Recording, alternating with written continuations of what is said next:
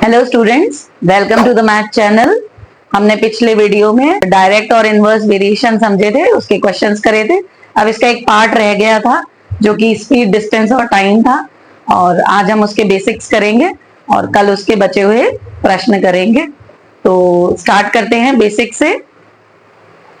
तो देखिए, चाल जो होती है वो दूरी बटे समय होती है। तो चाल का जो फॉर्मूला होता है, तय की गई दूरी बटे उस दूरी को तय करने में जितना समय लगता है वो। ठीक है, तो दूरी का जो यूनिट होता है वो मीटर, किलोमीटर ये होता है। समय का यूनिट सेकेंड्स, मिनट्स या घंटे होता है। तो चाल का जो यूनिट हो गया वो क्या हो गया, मीटर बटे सेकेंड, या हम उसे बोल सकते हैं मीटर प्रति सेकेंड या किलोमीटर प्रति घंटा, किलोमीटर पर आवर। ठीक है, तो अब दूसरा जो इंपॉर्टेंट चीज है इसमें कन्वर्जन आता है। किलोमीटर प्रति घंटा को मीटर प्रति सेकंड में आपको चेंज करना होता है, या मीटर प्रति सेकंड को आपको किलोमीटर प्रति घंटा में चेंज करना होता है।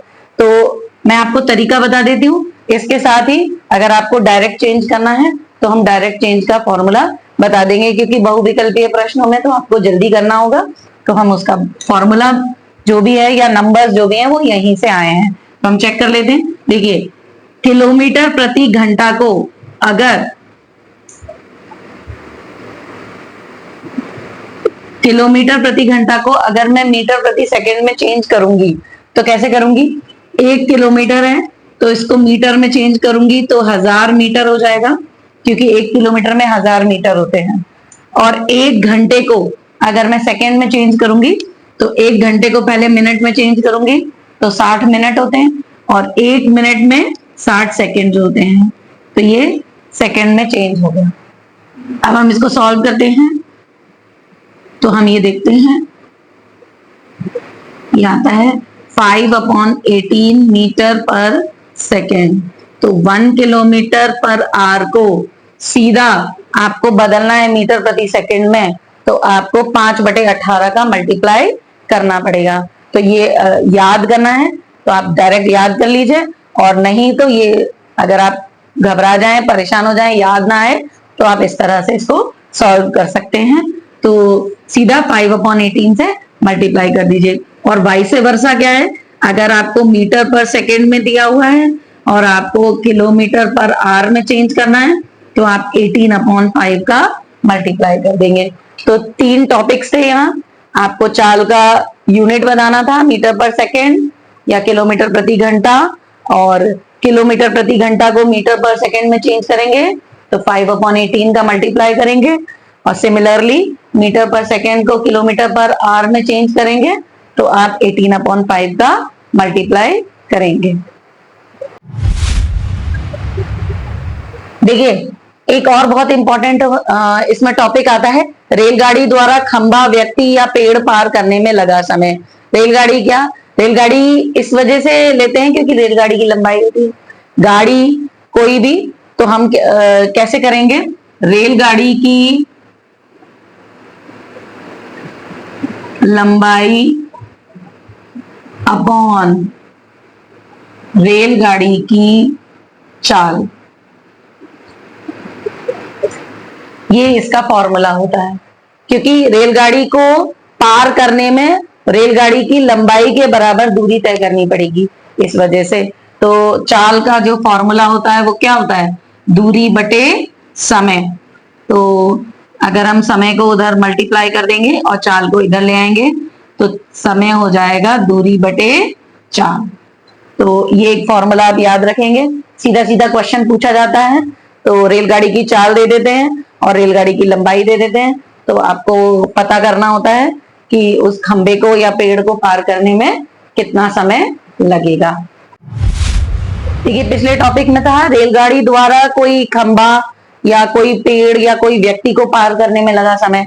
अब दूसरे तरीके के क्वेश्चन क्या आते हैं, रेलगाड़ी द्वारा कोई पुल या प्लेटफॉर्म या दूसरी गाड़ी को पार करने में कुल समय क्या, कैसे हम कैलकुलेट करेंगे। इसका फॉर्मूला है रेलगाड़ी की लंबाई प्लस पुल है या प्लेटफॉर्म है या दूसरी गाड़ी है उसकी भी लंबाई इसमें ऐड हो जाएगी बटे रेलगाड़ी की चाल। अब यहां मैं एक चीज ऐड करना चाहूंगी कि अगर यूनिट अलग अलग हैं तो आपको सेम यूनिट में बदलना है फिर से। जैसे मान लीजिए अगर 4 किलोमीटर प्रति घंटा में दी गई है और जो डिस्टेंस है प्लेटफॉर्म का या रेलगाड़ी की लंबाई मीटर में दी गई है, तो आपको या तो चाल को मीटर प्रति सेकंड में चेंज करना पड़ेगा या फिर आपको जो लंबाई है उसको किलोमीटर में बदलना पड़ेगा। तो कहने का मतलब है कि आपको यूनिट सेम रखने हैं। अब एक इंपॉर्टेंट और चीज है कि दो गाड़ियां अगर विपरीत दिशा में चल रही हैं, विपरीत दिशा में चल रही हैं, तो उनकी सापेक्ष गति उनकी गतियों का योग हो जाएगा। गति यानी चाल का योग। और अगर दो गाड़ियां सेम दिशा में चल रही हैं तो उनकी सापेक्ष गति उनके गतियों के अंतर के बराबर होगी। ठीक है। एक पॉइंट और था कि औसत चाल हम कैसे निकालते हैं। तो औसत चाल निकालने के लिए हमें क्या करना होता है, औसत चाल बराबर कुल दूरी बटे कुल समय। तो कुल दूरी बटे कुल समय। देखिए अब हम उदाहरण लेते हैं। हम उदाहरण कैसे सॉल्व करेंगे, जो भी हमने फॉर्मूले अभी पढ़े हैं। यदि एक रेलगाड़ी 72 किलोमीटर प्रति घंटे की चाल से चल रही है तो उसकी गति मीटर प्रति सेकंड में क्या होगी। तो मैंने आपको बताया कि किलोमीटर प्रति घंटे को मीटर प्रति सेकंड में चेंज करने के लिए 5/18 का मल्टीप्लाई कर देते हैं सीधा।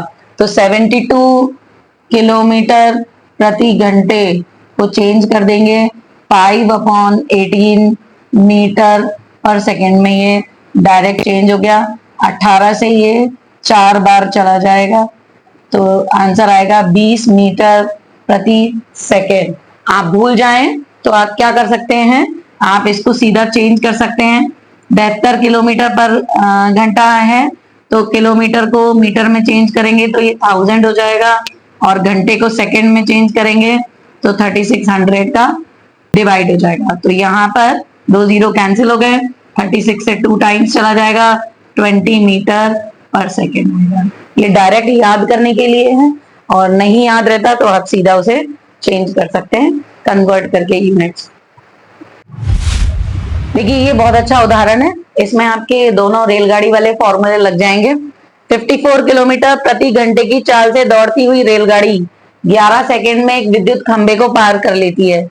वह 240 मीटर लंबे प्लेटफॉर्म को कितने समय में पार करेगी। तो यहाँ पर दो क्वेश्चन है। दो क्वेश्चन क्या है, पहला क्वेश्चन तो पहली लाइन में है, 54 किलोमीटर प्रति घंटे की चाल से दौड़ती हुई रेलगाड़ी 11 सेकंड में विद्युत खंभे को पार करती है।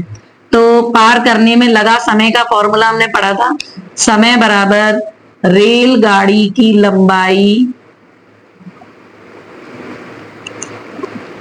बटे रेलगाड़ी की चाल, ये फॉर्मूला था। तो यहां पर हमें समय दिया गया है और रेलगाड़ी की चाल दी गई है। तो यहां पर समय हमें 11 सेकंड दिया हुआ है और चाल है किलोमीटर प्रति घंटे में। तो मैंने आपको बताया था कि आपको यूनिट सेम करने होते हैं। तो इसका मतलब आपको 54 किलोमीटर प्रति घंटे को चेंज करना होगा मीटर प्रति सेकंड में। तो कैसे चेंज करेंगे, 5/18 का मल्टीप्लाई कर देंगे तो ये आ जाएगा 15 मीटर प्रति सेकंड। तो रेलगाड़ी की मीटर प्रति सेकंड में जो चाल है वो 15 मीटर प्रति सेकंड हो गई। अब हम इस फॉर्मूले में लगा देंगे तो 11 सेकंड समय है, रेलगाड़ी की लंबाई बटे 15 मीटर प्रति सेकंड। तो आपको यहां से रेलगाड़ी की लंबाई मिल जाएगी। रेलगाड़ी की लंबाई क्या हो जाएगी, 15 का यहाँ पर भाग हो रहा है तो यहाँ जाके गुणा हो जाएगा, 11 इंटू 15 यानी 165 मीटर। तो 165 मीटर लंबी आपकी ये रेलगाड़ी।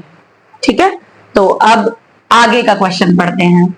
अब यही रेलगाड़ी 240 मीटर लंबे प्लेटफॉर्म को कितने समय में पार करेगी। तो जब प्लेटफॉर्म पार करना होता है या पुल पार करना होता है तो समय का फॉर्मूला क्या होता है, रेलगाड़ी की लंबाई प्लस प्लेटफॉर्म की लंबाई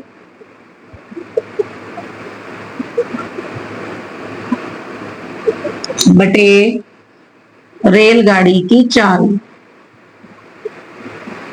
तो देखिए यहां पर रेलगाड़ी की लंबाई मीटर में आई है, प्लेटफॉर्म भी मीटर में है, तो हमें रेलगाड़ी की चाल भी मीटर प्रति सेकंड में लगानी होगी।